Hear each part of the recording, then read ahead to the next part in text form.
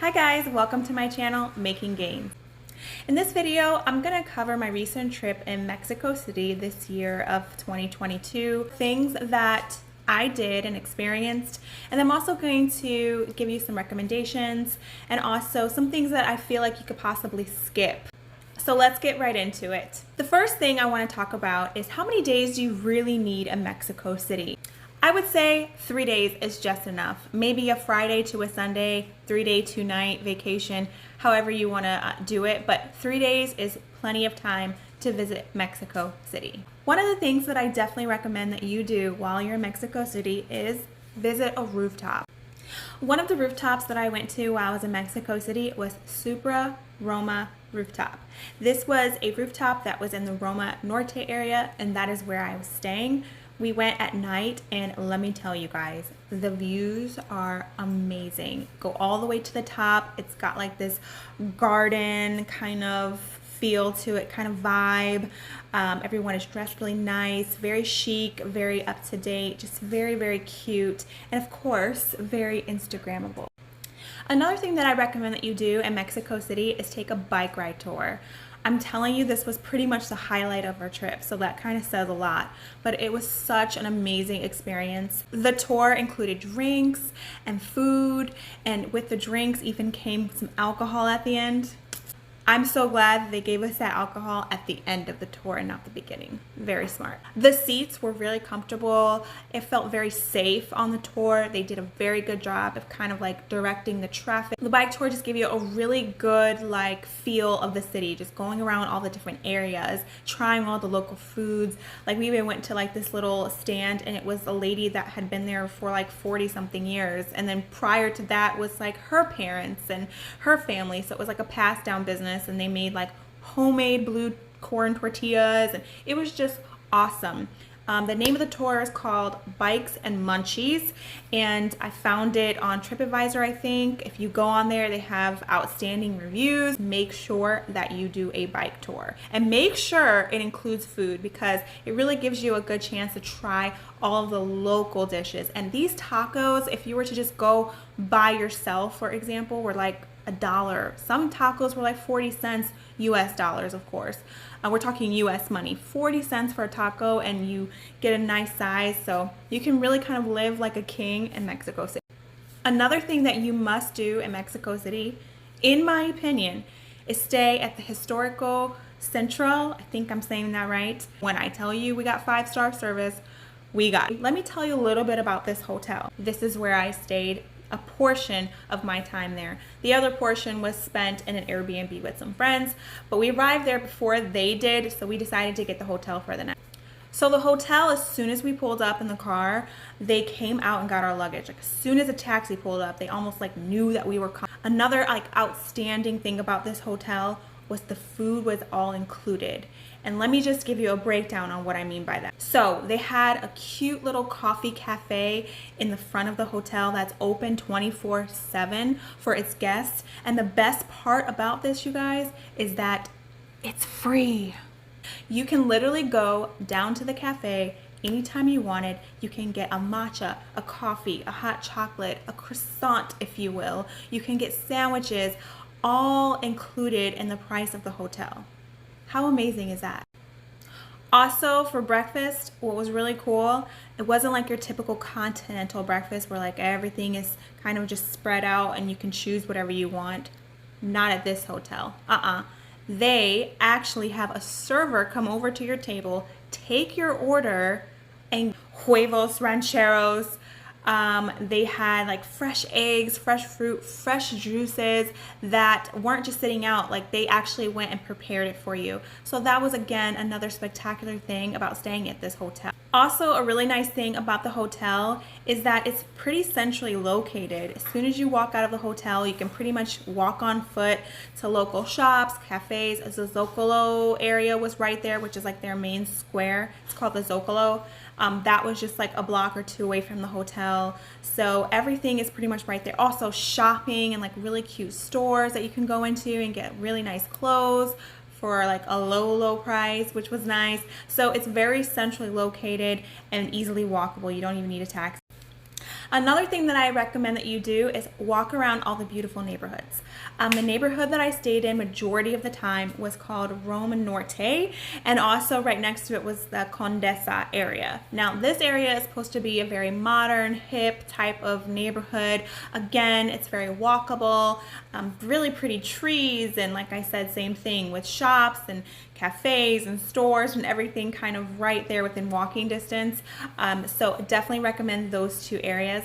Another area that I recommend that you stay in is the Polanco area. And this, my friends, is the fancy schmancy area, the upscale area, where you're gonna find all your upscale stores like, you know, Hermes, all those fancy stores. And also it has like a really nice mall that we went into that you can do some shopping and things like that. So it's called the Polanco area. Again, same thing, so many cute, chic, fancy, like bars and restaurants and ice cream shops and churro places. Actually, there was a churro place in there that was supposed to be like from 1938. It's like a famous churro place that we went to that's in the Polanco area. I'll link everything in the description, but it was just a really cute area, and I just deserved to be there, and I loved it. So you have to check that area out. Another thing that you have to do if you're in Mexico City is walk around all the beautiful parks.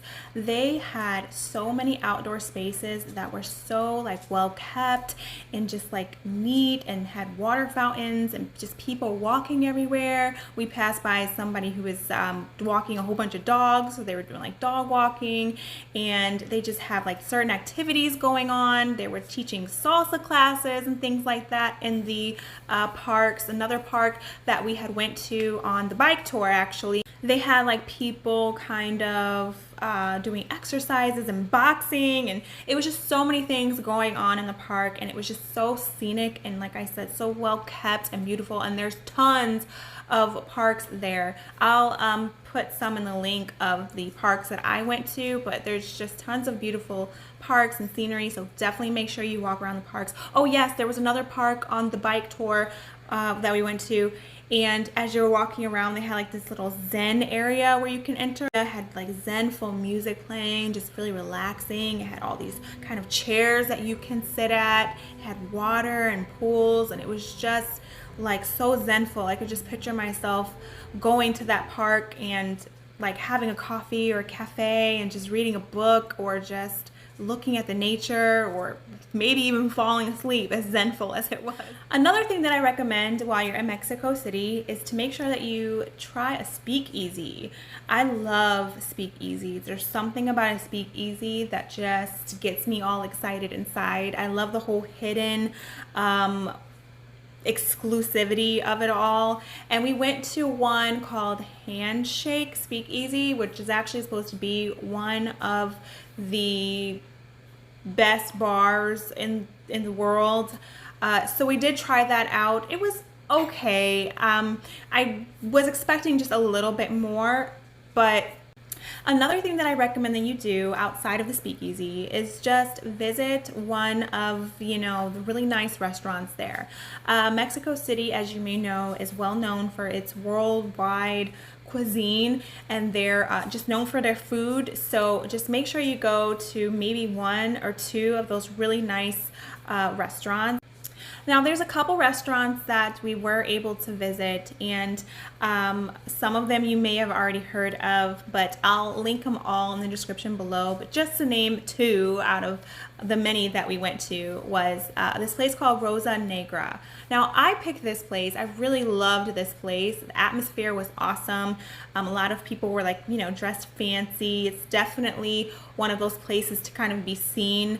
The service was impeccable. What really drew me to like Rosa Negra is when I was looking at restaurants in Mexico City, they had like this sparkler time where they light up all these sparklers and they give it to everybody, and everyone just kind of does whatever with the sparklers. They play like really fun music, and you're just like with these sparklers in your hand just kind of dancing or doing whatever. They also had live performances throughout the night, like people going through the crowds with drums and stuff like that. So it was very interactive, and I love restaurants like that because I hate going to boring restaurants where you're just sitting there, there's no music, there's just nothing going on. I like to to go somewhere where they're engaging with the guests, and that was something I never experienced. So it may sound corny, I guess, like little sparklers, but it was really fun to me, and I really had a good time. And I'll remember that place because of the sparklers. You know, you have to have like that signature thing that's going to stand out in a restaurant. Otherwise, you're just another restaurant. You know, if it's not the service, if it's not the food,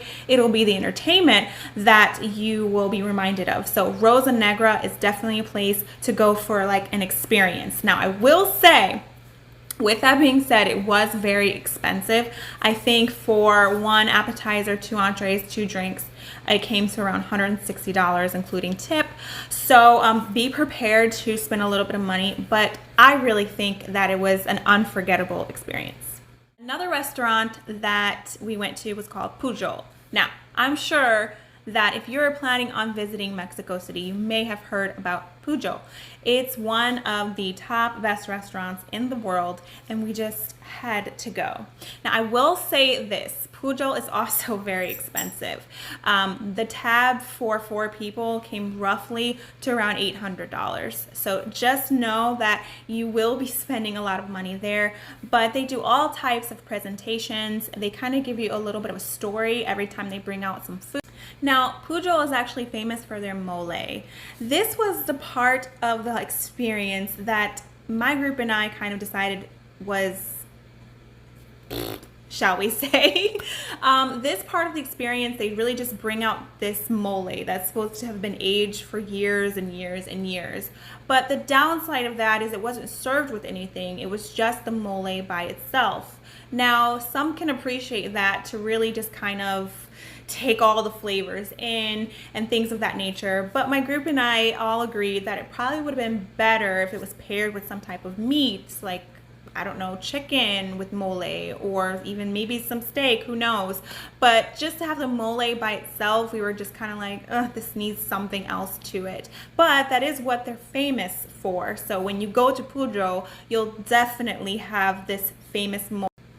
Another thing that we did, which I think that I would redo it again if we maybe had more people, we did this floating market excursion. I can't pronounce it. I'm not even going to try. I know it begins with an X, but I'm not even going to try to pronounce it. I will just link it in the description below. But I've never done anything like that, like a floating, I wouldn't even say it's a floating market. It's just like a floating activity where you're going on this boat or canoe ride, and they kind of take you up and down like this river, and on the river you have passing boats, and they're selling you food and drinks and corn and, you know, a lot of Mexican dishes. Also, it's supposed to be very, like, when people are passing you by, you're just like, oh hey, like very social, like you're talking to other people as they're passing you by on the river, and you have mariachi bands that will play for you. If you know, for a fee, they'll play for you a song. And so it was cool experience. I've never experienced anything like that before. I will say after like the first 30 minutes, it gets a little boring. Now, maybe that's just me, but floating on a river for 2 hours can get a little boring. It's like one of those things where you have like that adrenaline rush, like, ooh, we don't know what to expect. But as you're just kind of floating and floating and floating, and now you're just... Another thing that we did when we were in Mexico City was we visited the Frida Kahlo Museum. Now, I'm pretty sure if you go to Google and you type in top things to do in Mexico City, this is going to be one of the excursions that pops up. So we had to do it. Now, I will be honest, I didn't know too much about her prior to us going. I do remember we went to Mexico, a different part of Mexico, which was Isla Mujeres. And we were in Isla Mujeres, and the hotel that we stayed at on the island there had a lot of art from her. She was kind of everywhere in their hotel. So their design was kind of inspired by her. So yeah, the whole hotel just kind of had her paintings and artwork, and even like some of her quirky colors and style in the rooms everywhere. So that's kind of how I knew a little bit about her. But when we went to the museum, we really didn't know what to expect, and we actually found out this was her house. So it was really cool to kind of go through there and kind of see some of her spaces where she would do her art, places where she laid her bed, and just things like that. Her house was really, really big and very, very beautiful.